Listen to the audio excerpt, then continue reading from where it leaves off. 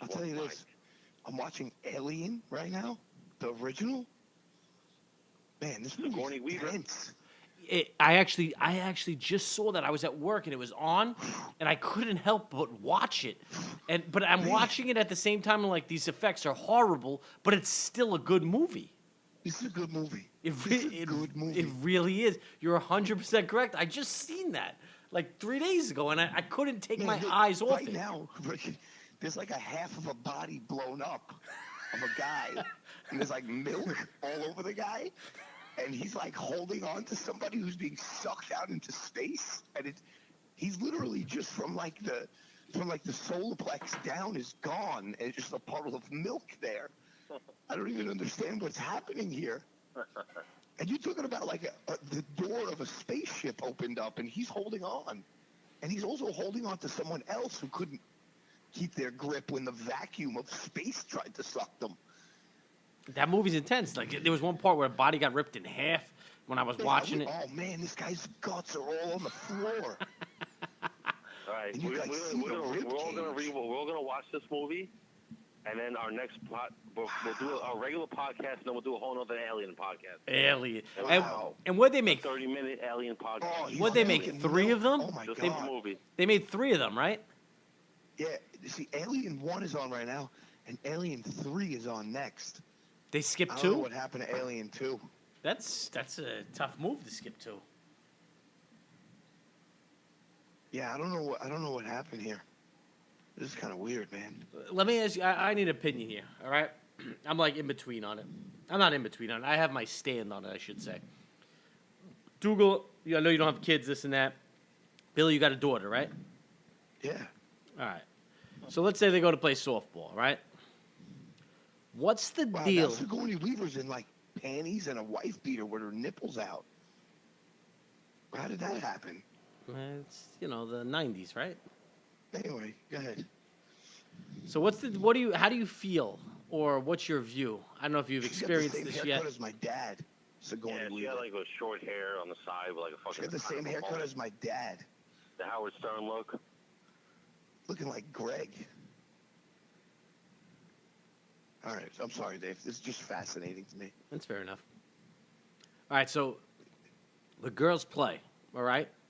Young age, I don't even think college, but wearing the mask, all right? It's the rules. First of all, it's not the rules, all right? Second of all, listen, when I see a 7-year-old, 8-year-old boy, they don't wear a mask. That's the first thing. All right, if you want to say, maybe at the hot corner, third base, a pitcher, put the mask on. Okay, I understand that because it's closer. I understand that.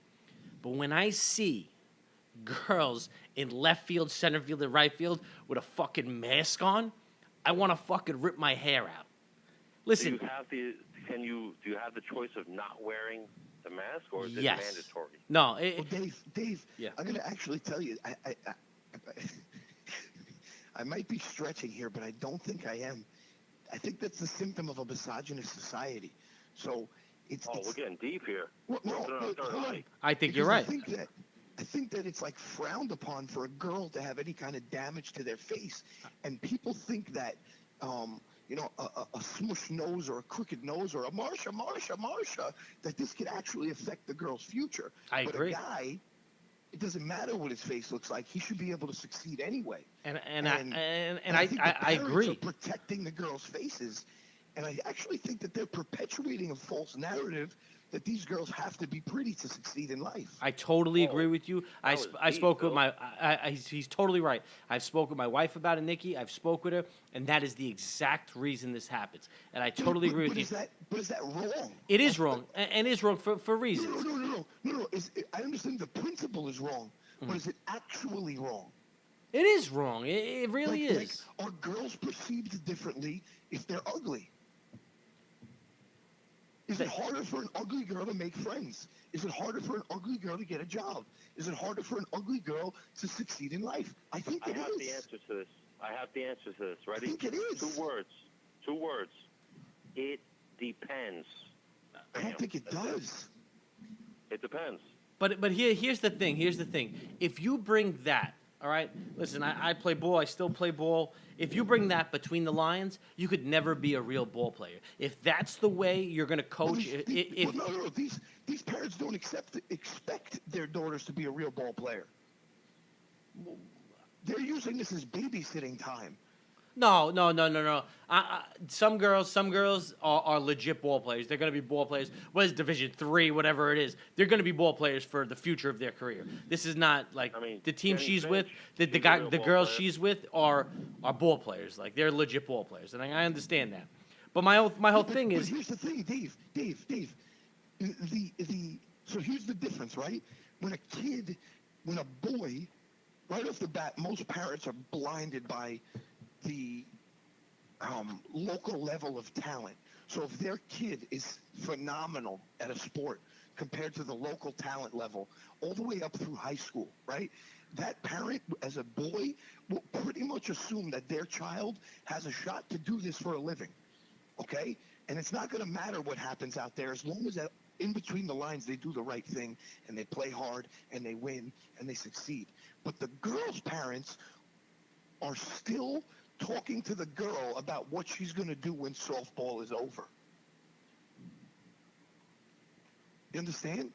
I'm going to disagree with you. I mean, a blind parent would look at it like that.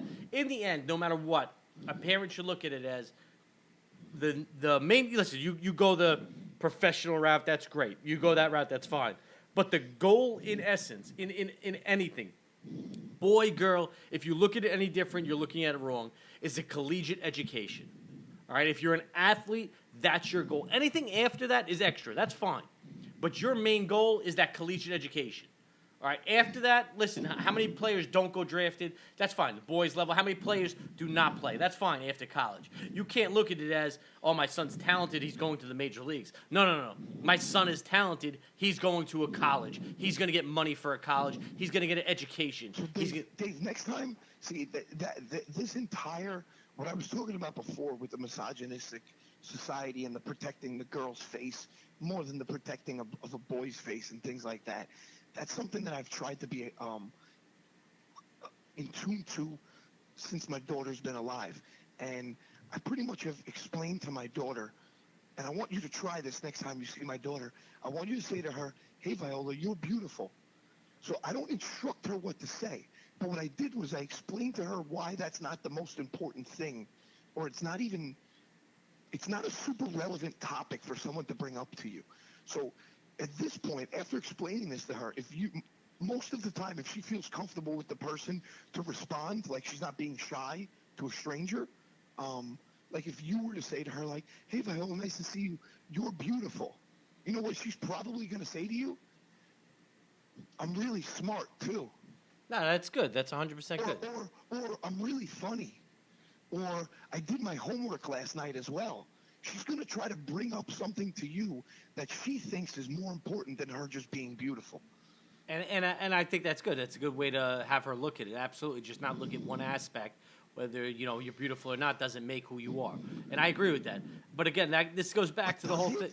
What? Does it? It doesn't. It doesn't. It doesn't. It doesn't. It doesn't. I don't know if that's true, Dave. Does it?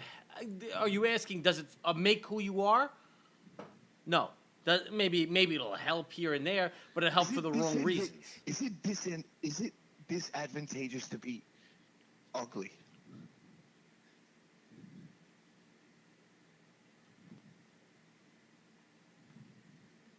Yes. It is. I mean, if you're going for a job and there's 2 people or 3 people going, and fucking 2 people are ugly to the person that's doing the interview, and one person is pretty to the person that's doing the interview, who do you think they're going to pick? They're probably going to pick the better-looking person. Right. Now, I don't know if they're doing that even intentionally. I'm sorry, I had to Google disadvantages. All right, I'm good. I'm back. Well, Dave, can you Google this question? Does being good-looking affect your success? I bet you Google I'm not going to Google that, but I understand what you're saying. I understand what you're saying, and yes, it may give you it may give you an upper hand here and there. Should it? No, but does it? Yes. in realistic terms. I understand that. But I don't think, as a parent, as a coach, or anything like that, I should go out there with that as a reasoning, because you're 100% right, because no matter what anybody says, and again, the coach may be looking out for her, he tells her to put it on, but I just don't see the reason. My whole thing is, if I'm in the outfield, if I'm in the infield, and I get a fly ball, I'm in the outfield, I get a fly ball, and it hits my fucking face. Hey, you should have caught the ball. But Dave, have you seen that at the high school and college level? Because I'm pretty sure you have. Of what? A pop fly hitting a guy in the face. In baseball? Yeah. Yeah, I witnessed it firsthand. I think you told me that happened when you played at Kingsborough, and that's on a collegiate level. Yes. Yeah, it happened. It did happen. But now, yeah. With that being said, I agree. If you can't catch a fly ball, you shouldn't be playing college ball. 100%. And you shouldn't get hit in the face. This kid got drilled in the fucking face, bro. But it shouldn't hit you in the face. Now, and again, I agree. I could agree. I could accept third base pitcher. I could accept that because in softball it is closer. That's fine. I accept that. But to have the shortstop, middle infield, and the outfield, even at a young level, why am I going to teach this kid it's okay, you're going to be protected by this mask? Well, no, I think it comes down again. Now, the more that I talk about it, the more that I think of another theory that I have. And it's a little bit outside of that original theory, leading more towards the pussification of America. Oh, I agree. And here's a big problem with that in the sports world. I mean, I don't know if we have to get into the participation trophies and all that kind of other jazz and nonsense. But I know this as an athlete. The moment that you play with the fear that you might get hurt, that's when you should stop playing that sport. Absolutely. Because you're more detrimental to the team than you are a positive. I agree. If you're out there thinking about what bad could happen, you shouldn't be out there. I agree. You could go do something else. And I think you need to experience it. You need to have that. If it happens, I don't want my daughter to get drilled in the face. I don't want her nose to be broken. I don't want her fucking eye socket to be broken. I don't want that misinterpreted. But it's part of the game. If it happens, you're not protected from that. You don't wear a fucking mask. You get out there, you play again. If you don't want to get out there again, you're not meant for this game. That's the way I look at it. If it happens to you, and it is. If you can't take that, that's fine. You understand where you stand. That's how it is. But you don't get protected from it wearing a fucking catcher's mask in the field. It's just not the way the game's played. And you could tell me games are changing, this and that. It's not changing. That's the way the game is played. You either take it or you're not. That's how I view it. People are over-parenting and over-protecting their kids to the umpteenth extent at this point. And all they're doing, all that these parents are doing, and I don't want to do it, but it's difficult not to do it because you want to show your kid the right thing. It's very difficult to watch your kid fuck up when you know you can save them from the fuck up. It's difficult. It is. But it's important at the same time. You have to let them fuck up. So like just this is just a tactic that I do. When my son climbs onto the top of the couch, which is 3.5 feet tall, and he's only 1.5 feet, and he's thinking about jumping off the back, I have 2 options there. Or I have 3 options. I could grab him. I could say, Frankie, don't jump off that couch. Or what I've opted to do at this point is, Frank, if you fall, it's going to hurt a lot. Do what you got to do. Just know that if you fall, it's going to hurt a lot. And sometimes he jumps anyway. And sometimes he hits his head, and sometimes he doesn't. Well, I'm all for that. I'm behind that 100%. See, but that's borderline neglectful parenting. No, it is not. That? No, it is not. It's letting the kid learn. It's letting a kid learn. Like, they have to learn. I can't give them every answer. It's not going to happen. You got to learn. I actually think it was you, or I don't remember if it was you. I think it was you who posted, somebody wrote an open letter to their daughter. And a lot of it actually pertained to like casual sex as the early 20s. But in the letter, it said something that I took out of that before I even had a kid. It was right after you had your first daughter, and I didn't have a kid yet. And you posted this open letter that a guy wrote. You posted it on Facebook, and in there it said, the father said to the daughter, I'm not going to be able to put a bandage on every wound that you have. But I will be able to show you where the medicine cabinet is. And I will be able to show you how to put that Band-Aid on for yourself. But I'm not going to be able to put everyone on for you. And that resonated with me. Do you remember posting that? I do remember posting it. And I agree You with it. still have that saved? I don't have it saved. It'll have to come up on the memory. But I remember posting. I agree with it totally. And and I'll tell you what, it's little things. It's little things. Like, I had softball practice tonight with her. You know, she goes out. But I refuse to do little things. Like, I understand that that whole article was a little more intense than, let's say, sports or anything like that. But with her, like, with her or Callie, either of my kids, when you're playing a sport, I'm not coming to zip up your fucking bag. You zip your bag, you take your cleats off, you put your shit away. That little thing right there, I see parents all the time. Oh, I'll zip your bag, I'll take your cleat off, I'll hold your bag, I'll hold your bat. No, that's your responsibility, that's your equipment, that's you. That's not me. That's your stuff. A lot of that, though, Dave, is the parent just wanting to get it over with because they have other shit to do. So they don't want to waste 15 minutes while the kid fucks around with a zipper. I'll be honest, that's detrimental to a kid. Let the kid do it. It is. 100%. Let the kid do it. Just because you have somewhere to go, give it the 3 minutes to let this kid know the responsibility of gathering their shit together. So my daughter's first day of kindergarten, I brought her there, right? The first day. We walk in the classroom. Oh, no, I'm sorry. It was the second day because I didn't bring her to school the first day. I brought her to school the second day, right? And we walk in, and I introduced myself to the teacher. I said, hi, I'm Billy. Viola's my daughter, blah, blah, blah. And they said, oh, Viola, good to see you, right? And I noticed that they have all these little cubby holes. You remember those things, right? Yes. Where the kids put their shit. So my daughter walks in the room, she unzips her jacket, and she drops her jacket and her school bag off her back and runs to the back of the room. Just on the floor. No good. So I look at my daughter, and the teacher comes over and picks it up and says to the assistant teacher, where's Viola's cubby? And I said, excuse me, I hate to interrupt and tell you what to do, but do me a favor and don't pick that up. And she's like, what are you talking about? I said, Viola, come back over here. Pick this up off the floor and put it in the cubby hole.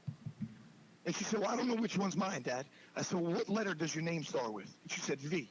I said, well, I only see one cubby here with the letter V on it. So find it and put your stuff away. Am I wrong? No, 100% right. 100%. Because the teacher looked at me like I was out of my fucking mind. Dougal, I want to bring you into this because you're a good outside source of this right here. Based on what we said, I know it's a lot of shit we've said. What do you feel on this? Whether girl, boy, kid, what do you feel? I mean, yeah. I mean, if you're around your kid and you see them doing something stupid, like just tell them, you know. I mean, just tell them, you know, don't in a certain way. Just be real with them, you know. That's the best way I could say it. Like, be real with them. Like, if your shit's on the ground, pick your shit up. Now, let me ask you, Dougal, have you, especially being where you work and everything like that, have you experienced the opposite where there is no, hey, correct that, rather than, oh, just do that, don't worry about it? White parents let their kids do whatever they want. Yeah, I mean, dude, white kids get away with wild shit in public that black and Spanish kids would never, or Chinese or Arabic would never get away with. You ever see the way like kids in Park Slope talk to their parents? I've seen it. Yeah, it's. Shut up, Mom. What are you out of your fucking mind? My dad used to hit us. Yeah, of course. And you know what? You know what? I'll tell you what. If we had like 1 million followers right now, Dougal, right now, you saying that. Do. I understand we do, but if you saying that right now, that would be like, oh, Andrew from Bay Ridge got abused as a kid. No. Just a slap. We got punched. In the arm. Not in the face, in the arm. Fuck you, kid. Now, let me ask you, Dougal. Dougal, no, let me clear this up just for our 1 million listeners, this and that. It was a punch after doing something stupid or just to punch you? No, of course, after doing something stupid. I just wanted to clear that up for the listeners. I didn't put enough ice in my dad's whiskey glass, so I got punched in the fucking mouth. And that's just the way life is, okay? So you know what? The next time I put 3 cubes instead of 2. And then I got punched because he only wanted 2. Because ice cubes in your whiskey are like tits. ice displacement. Remember ice displacement? Oh, ice If you put displacement. if you put 10 ice cubes in the cup and you'll pour a little whiskey, it's gonna fill up 3/4 of the cup, but you're not really getting all that whiskey. It's ice displacement. Listen, buoyancy is equal to water displaced. That's the bottom line. If a Sorry. tree falls in the woods and no one hears it, does it make a noise? Bill, No, it you live in the doesn't woods. actually. You tell Would me. a rose, by any other name, still be a rose? So, like I was saying, I personally have yet to had to slap my kids. I'm not saying I won't slap my kids, because if I feel like it's warranted, I will. I do think, though, that the violent, I don't even want to use the word violent, but the physical. And you're just talking about a slap here. We're not even doing a punch. Right. We're talking Well, about that's why. slap. So That's we're why. with the That's Lord why I want to. there. That's why I want to change the word from violence, because violence to me means something more than a slap. The physical retaliation in a disciplinary fashion. I think that's very reactionary by the parent, and I think that the parent, you've already gotten into a situation where the kid isn't understanding what the discipline needs to be, that you had to react in such a way that you had to physically stop the situation. Like, I don't want to. I'm not saying I won't hit my kids if it's warranted, but I haven't had to yet, and I don't want to, because what I hope is that I can use words and demonstrations prior to the event taking place to make sure that I don't have to react in a certain way. Have I wanted to hit my kids? Fuck yeah, I have wanted to hit my kids. I want to hit my wife. I want to hit my dog. I want to hit everybody. Listen, my dog, no, turn that fucking alarm off. Turn that fucking alarm off, because I got something to say. Shut that shit off. I got something to say. My dog is a fucking asshole. My kids are fucking assholes. And my wife is a fucking asshole. And that's just the way it is. And anybody who says differently, they're just living in fucking la-la land. They're on fast forward, okay? Because dogs are assholes because they act like fucking crackheads for human food and attention. And I ain't got no fucking time for that. And little I don't know why kids... people get dogs. Listen, What's the point of little having a kids, dog? Like, hold on a second. Little kids, they act like crackheads for attention and snacks. They act like fucking crackheads for that shit. Dad, I want a gummy snack. Shut the fuck up. What's a gummy snack? And you know what? And wives and women in general, in my life, they're addicted to just breaking balls like a fucking crackhead. They argue with you, just argue. Yeah, I think we've heard that before. That's we've heard that a bunch of times throughout history, Bill. We got that one. But you guys want to move on from hitting the kids to something else? Or?